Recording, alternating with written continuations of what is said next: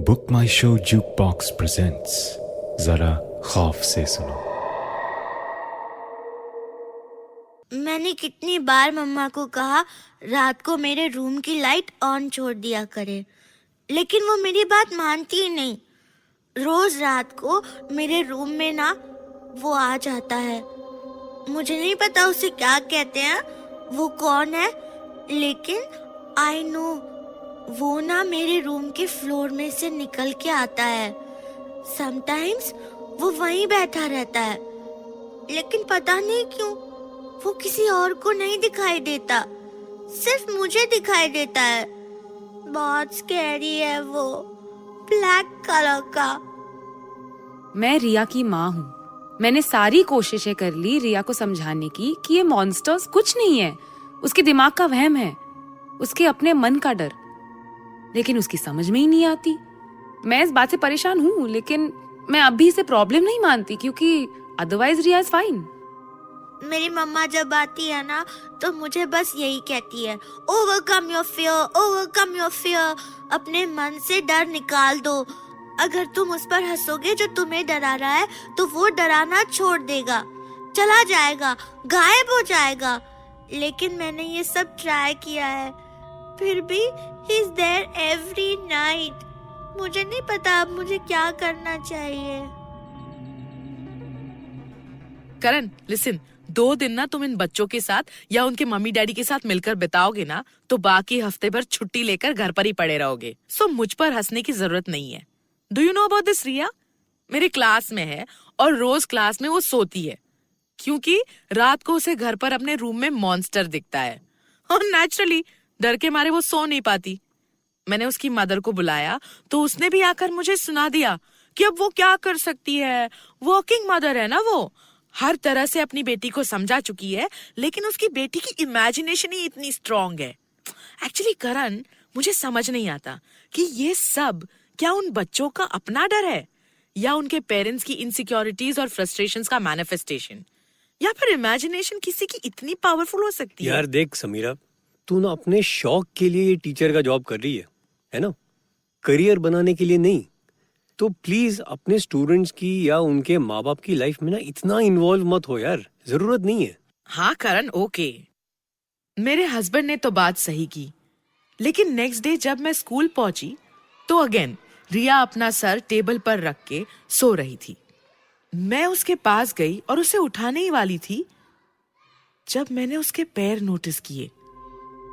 दोनों पैरों पर अजीब से निशान हुए हुए थे, जैसे किसी ने बड़ी जोर से स्क्रैच किया हो। देखकर एक क्षण के लिए मैं ही सहम गई। Poor child. मैंने रिया को आवाज दी और उसने बस अपना सर मोड़कर मेरी तरफ किया।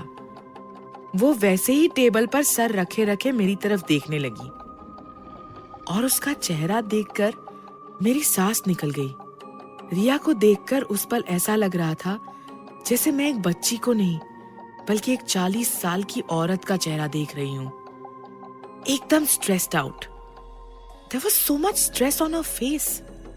Anyway, मैंने खुद को संभाला और उसकी पैरों की तरफ इशारा करते हुए पूछा कि ये निशान कैसे पड़े, और यह बस एक टक मेरी ओर देखती रही, कुछ नहीं बोली। मेरे लिए भी उसके चेहरे से नजर हटाना मुश्किल हो रहा था। मैं वेट करती रही, रिया कुछ कहेगी, लेकिन वो बस चुप थी और बिना पलक झपके मुझे देखे जा रही थी। उसकी आंखों में जो दर्द भरा था वो मुझसे बर्दाश्त नहीं हो रहा था, और किसी तरह मैंने उसके चेहरे से अपनी नजर हटाई और उसके पैरों के निशान की तरफ दोबारा देखा। हिम्मत करके मैंने उसकी चोट को सहलाने के लिए हाथ आगे बढ़ाया, और जैसे ही मेरी उंगलियों ने उसके घाव को छुआ कि मैं चौंकी और अपनी उंगलियों को इंस्टिंक्टिवली फूंक मारने लग गई। जब उससे भी आराम ना मिला तो मुंह में दबा ली। रिया का घाव छूते ही मुझे ऐसा महसूस हुआ जैसे मैंने जलते लाल लोहे को छू लिया हो। स्कूल खत्म होने के बाद मैं स्टाफ रूम से अपना बैग लेकर निकल रही थी तो मैंने नोटिस किया कि रिया बाहर स्कूल की लॉबी में अकेली बैठी है। मुझे बड़ा अजीब लगा। मैंने उससे पूछा, क्या हुआ बेटा, मम्मा तुम्हें लेने नहीं आई? और उसने सर हिलाकर नो कहा। स्ट्रेंज, ऐसा पहले तो कभी नहीं हुआ। मैंने रिया की मदर को फोन लगाया।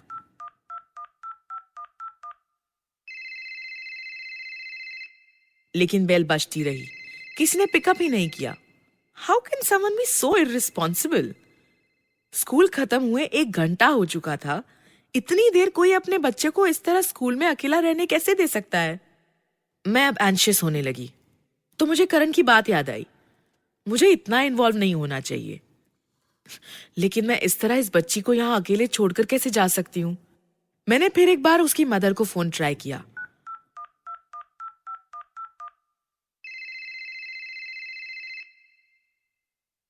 और जब अब भी कोई जवाब नहीं मिला तो मैंने डिसाइड किया कि मैं रिया को उसके घर छोड़ दूंगी। वैसे तो स्कूल का प्यून या आया ये काम कर ही देते, लेकिन मेरी भी तो कोई रिस्पॉन्सिबिलिटी है अपने स्टूडेंट्स की ओर। मैं इसकी माँ जैसे इररिस्पॉन्सिबल औरत नहीं हूँ। मैंने स्कूल के ऑफिस से रिया का एड्रेस लिया और मैं रिया को लेकर स्कूल से निकली। रास्ते में रिया बिल्कुल सहमी हुई सी बैठी रही, मुझसे चिपक कर, और रह रह कर वो अपने पीछे देखे और उसके चेहरे पर एक डर सा बढ़ता जाए। मैंने पूछा कि पीछे क्यों देख रही हो रिया बार बार, और वो बस एक ही बात करती रही। वो आ जाएगा टीचर, वो आ जाएगा तो। कोई नहीं आएगा बेटा, ट्रस्ट मी, मैं हूं ना तुम्हारे साथ। तुम पीछे देखो ही मत, कोई नहीं है और कोई नहीं आ रहा है। हम रिया के बिल्डिंग पहुंचे और सीधे 3rd फ्लोर के फ्लैट 309 की मैंने बेल बजाई। काफी बार बेल बजाने के बाद किसी ने दरवाजा खोला, लेकिन मुझे कोई नजर नहीं आया। और जैसे ही मैं उस हाफ ओपन डोर से अंदर की तरफ झांकने लगी तो रिया की माँ दरवाजे के पीछे से अपीयर हुई। वो खुद ही इतनी डरावनी लग रही थी। उसके बाल उलझे हुए, खुले हुए, कपड़े जैसे 2 दिन से बदले ना हो। और उसने रिया को देखकर कहा, इसे यहाँ क्यों ले आई? रिया को यहाँ क्यों ले आई तुम? मैंने जरा ताकत लगाकर दरवाजा पूरी तरह खोला और रिया को लेकर अंदर बढ़ी। रिया की माँ ने फौरन दरवाजा बंद कर दिया और वो इधर उधर देखने लगी। She was behaving very strange. घर के अंदर जब मैंने अपने चारों ओर देखा, घर बहुत ही गंदा हुआ था, जैसे ना जाने महीनों से साफ ना किया गया हो। सारी खिड़कियां बंद थी एंड बहुत ही डिप्रेसिव माहौल हो रहा था। रिया एक कोने में जाकर बैठ गई। ना रिया ने अपनी माँ से कुछ कहा, ना ही माँ ने रिया से। मुझसे तो उस कमरे का माहौल ही बर्दाश्त नहीं हो रहा था, सो मैंने आगे बढ़कर विंडोज खोल दी। कुछ फ्रेश हवा अंदर आई, लेकिन कुछ सेकंड्स के बाद मुझे फिर से अजीब सी घुटन महसूस होने लगी। मेरी समझ में नहीं आ रहा था कि मैं क्या करूं। मैंने रिया की ओर देखा और पूछा, रिया, रिया तुम्हें भूख लग रही है? प्यास लग रही है? मैं देखूं फ्रिज में? ऑब्वियसली रिया की मदर कुछ भी करने के हाल में ही नहीं दिख रही थी। फॉर अ मोमेंट मैंने सोचा I should call a doctor, लेकिन पहले मैं अंदर गई किचन में और फ्रिज खोला। मेरी चीख निकल गई। फ्रिज के अंदर न जाने कितने दिन या महीनों पुराना खाने का सामान रखा हुआ था। उसमें से बदबू भी आ रही थी और कुछ स्टफ पर तो कीड़े चलते हुए दिख रहे थे। मैंने फ्रिज को अंदर से छू कर देखा तो फ्रिज ऑन ही नहीं था। क्या हो रहा था इस घर में? ऐसा कैसे रह सकता है कोई? मिसेस श्रीवास्तव, ये क्या हाल बना रखा है आपने अपने घर का? ऐसे माहौल में आप अपनी बेटी को कैसे रहने दे सकती हैं? This is not done. ये कहते हुए मैं बाहर हॉल में आई तो रिया की मदर को देखकर रुक गई। वो मेरे सामने आकर खड़ी हो गई थी और मुझे गुस्से से घूर रही थी।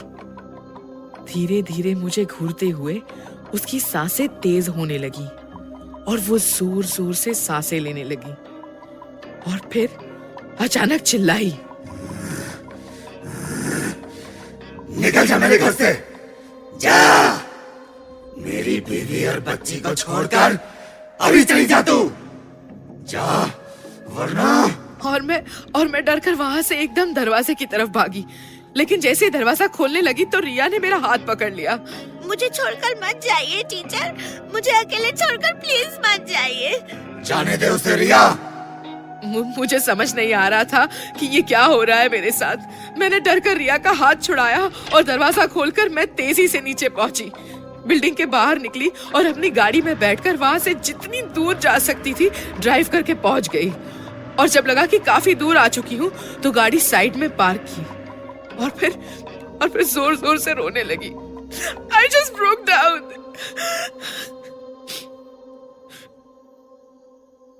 कुछ 5 मिनट बाद मैंने खुद को कंट्रोल किया और अगल बगल में देखा।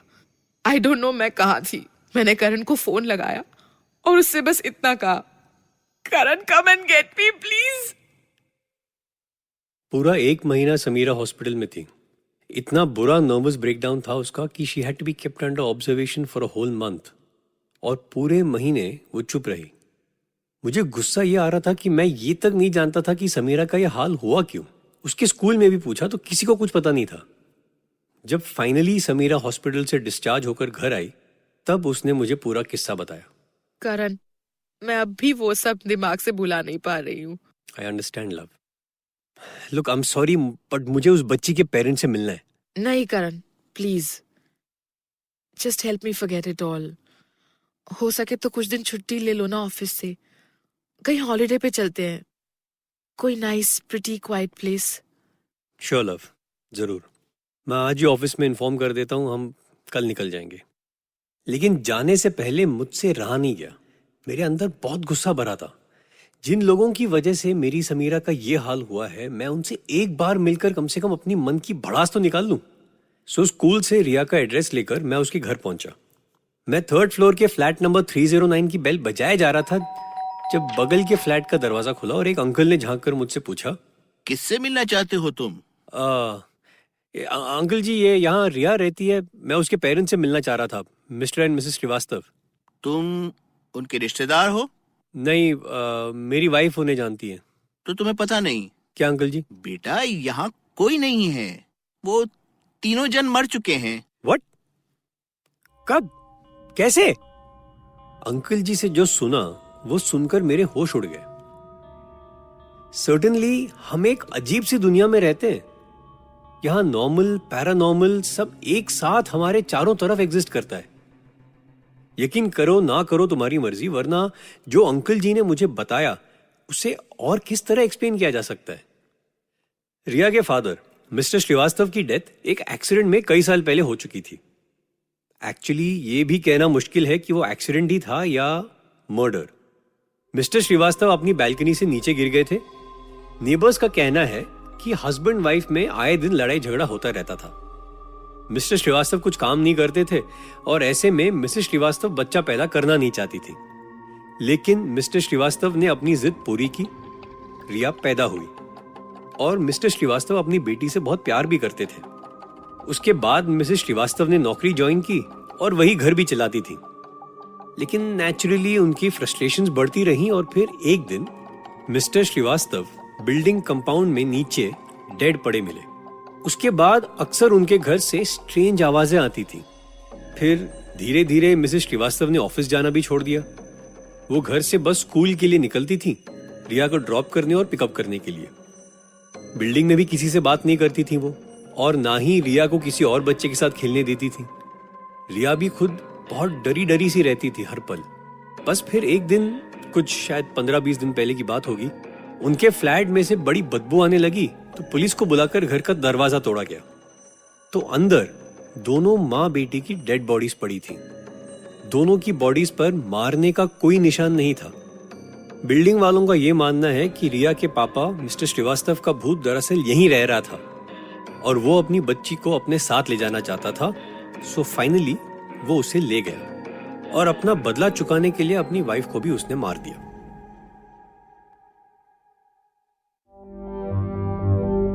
Believe It or Not was written by Isha Sharma and Satyam Tripathi. Directed by Satyam Tripathi with performances by Trupti Khamkar, Veera Saxena, Karthik Sitaraman and Omi Joshi. Subscribe कीजिए हमारे YouTube चैनल डिंग डंग Dong को ऐसे ही मजेदार किस्से और कहानियाँ सुनने के लिए, और कमेंट करके बताएं ये वीडियो आपको कैसा लगा। अगर अच्छा लगा हो तो प्लीज एक लाइक कर दीजिए और शेयर कीजिए अपने दोस्तों के साथ।